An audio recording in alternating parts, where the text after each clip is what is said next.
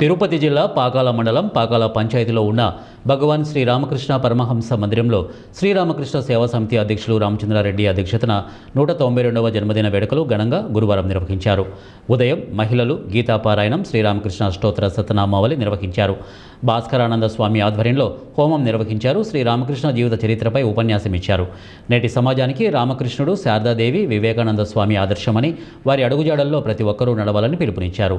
మానవ సేవయే మాధవ సేవ అని, ప్రతి పేదవాడికి సేవ చేయడంలో భగవంతుడికి సేవ చేయడం అవుతుందని వారు తెలిపారు.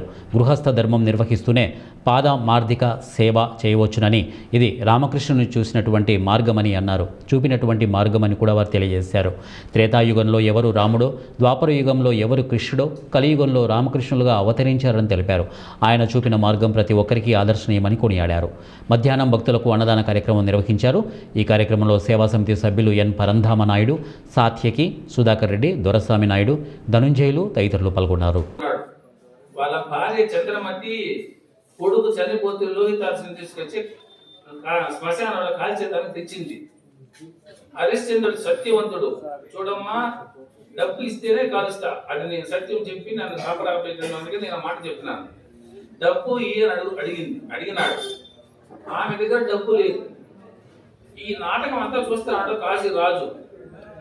కోపం వచ్చేసిందండి. అరే ఏమి సత్యం రా, చచ్చిపోయినది నీ బిడ్డ, తెచ్చుండేది మీ తల్లి, నీ భార్య, ఏమి నిజంరా, నేను రాజు చెప్తాను కాల్చురా అన్నాడు.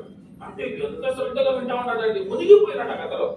పక్కన మంత్రులు వాళ్ళు వీళ్ళంతా ఏం చెప్తున్నారు తెలుసా,